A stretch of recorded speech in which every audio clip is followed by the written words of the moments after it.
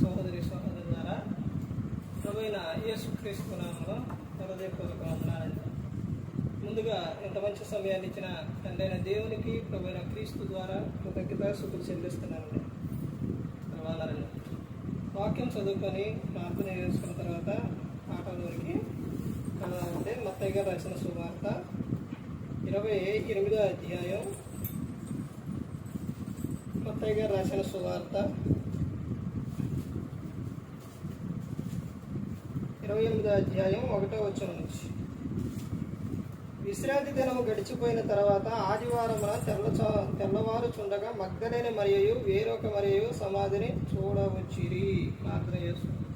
పరలోకమందున్న మా తండ్రి, పరిశుద్ర ప్రేమ గల తండ్రి, గొప్ప తండ్రి, యెహోవా తండ్రి, మీ ప్రియకుమారుడు యేసుక్రీస్తు ప్రభువారి ద్వారా కృతజ్ఞతాస్తుతులు చెల్లిస్తున్నాము నాయన. కూడికంతట్లో మీరు నడిపించండి. వాక్యం బోధించుండగా ఈ లోక సంబంధమైన జ్ఞానంతో కాకుండా మీ జ్ఞానంతో మాట్లాడే భాగ్య దయచేస్తారని మా ప్రభువైన యేసుక్రీస్తు నామములో వేడుకుంటున్నాం తండ్రి. ఆమేన్. ప్రభువైన యేసుక్రీస్తు నామములో హృదయపూర్వక వందనాలండి.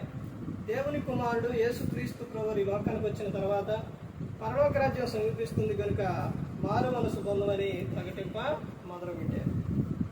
అంశం పాఠం పేరు ఏంటంటే ఆదివారం. పాఠం పేరే ఆదివారం. ఆదివారం ఆ రోజు అది ప్రభు దినం. యేసుక్రీస్తు ప్రభువారు తిరిగి లేచిన రోజు. క్రైస్తవులకు పండగ ఏది అని అంటే ఆదివారమే. క్రైస్తవుడు మాత్రం ఒక్కరోజు మాత్రం ఏం పెట్టుకుంటారు? ఆ ఒక్కరోజేనండి సెలవు.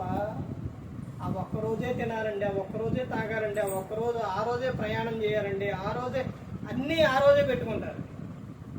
ఆ రోజును పని చేసుకుంటున్నావు. ఆ ఒక్కరోజు నువ్వు దేవుని ఎక్కడ ఉండాలి? ఆయన సన్నిధిలో నువ్వు కనబడాలి.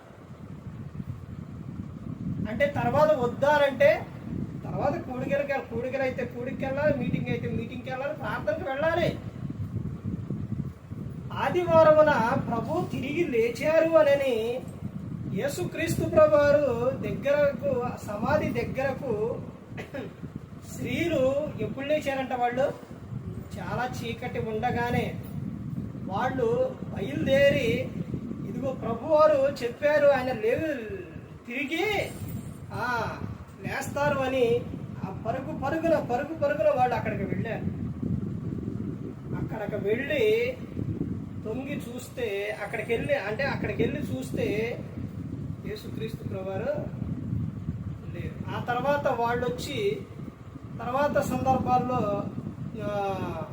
అక్కడ యేసుక్రీస్తు ప్రభువారు మరియమ్మ అంటే అక్కడ సందర్భాలు కనపడతాయి. స్త్రీలు ఉంటారు, వాళ్ళకి కనబడి వాళ్ళకి చెప్పడం, వాళ్ళు వెళ్ళి తర్వాత పేతురు యాహానికి చెప్పడం, వాళ్ళు పరుగున వచ్చి ఆ యాహాను గారు తుంగి చూస్తుంటే పేతురు గారు లోపలికి వెళ్ళే చూశారు. అసలు ప్రభువారు లేచారు అని అంటే ఆ రోజున ఎంత సంతోషం అండి, ఎంత ఆనందం అండి. కానీ మనిషి ప్రార్థనకి ఎలా వస్తున్నారు? ప్రార్థనకు వెళ్ళేవారిగా లేరు. ఆ రోజున చాలా మంది పనులకు వెళ్ళేవారిగా చాలా మంది కనపడుతున్నారు. ఎటు చూడండి ఏమని చెప్తున్నారు? విశ్రాంతి దినం గడిచిపోయిన తర్వాత ఆదివారం తెల్లవారుచుండగా మగ్దలేని మరియు వేరొక మరియు సమాధిని చూడవచ్చిరి. ఈ సందర్భం అధ్యాయం మొత్తం చదువుకుంటూ వెళ్తే చాలా విషయాలు ఉంటాయి. ఆ తర్వాత మత్తయి, తర్వాత మార్కు, లూకా ఈ సందర్భాల్లో కూడా కనబడుతుంది ఆదివారం గురించి. ఆ తర్వాత అపోస్తలుడైన పౌలు గారు ఆయన మరి ఆదివారం అనే ఆయన విస్తరించి తెల్లవారుజామున విస్తరించి ఎక్కువసేపు ఆయన మాట్లాడడం, ఆదివారం అనే రొట్టె విరచడం, ఇవన్నీ కూడా తర్వాత గలతీయులకు రాసిన పత్రికలో ఉంటుంది. చూడండి, గలతీయులకు రాసిన పత్రిక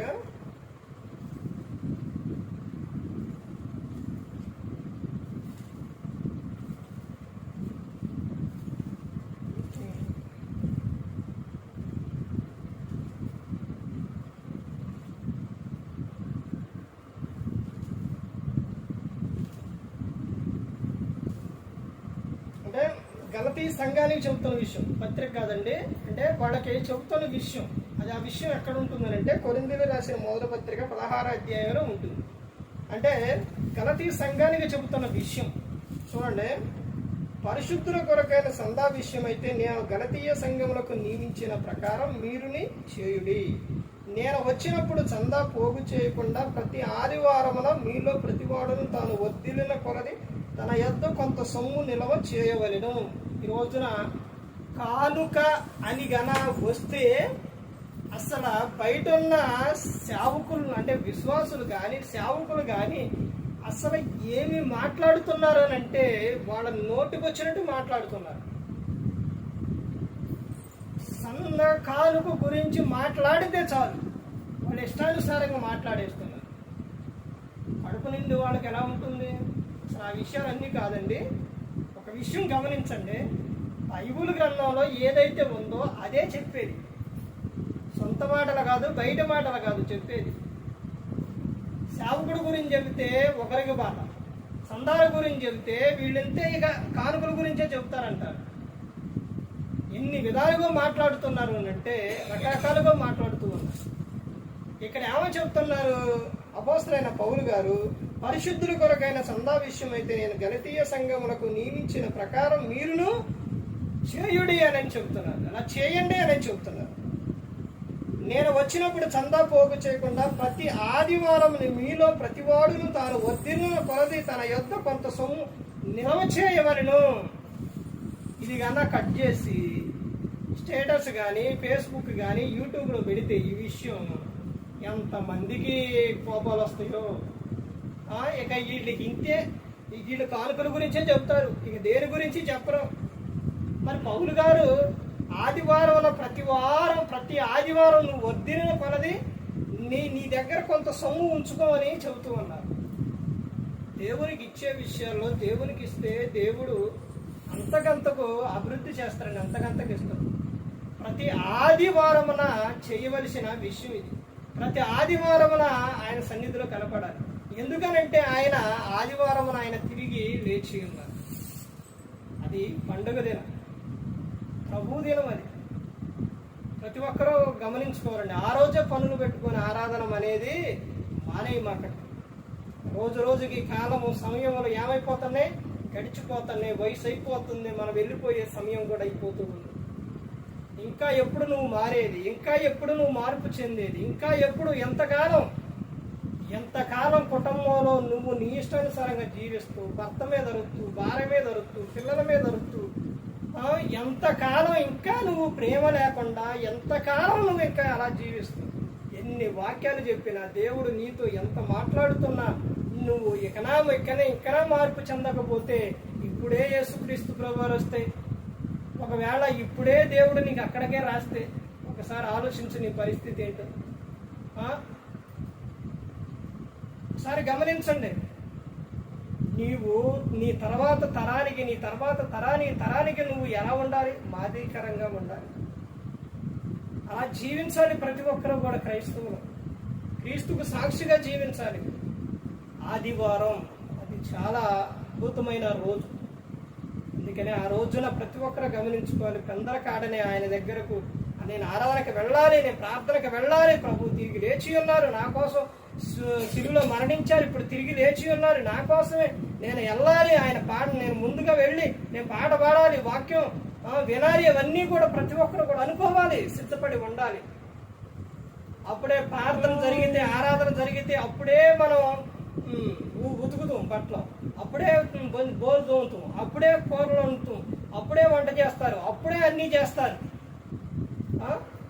సరే ఆలోచించండి. చాలా మంది ఇంకేంటంటే పాటలు అయిపోయిన తర్వాత వస్తూ ఉన్నారు. అలా కాదండి.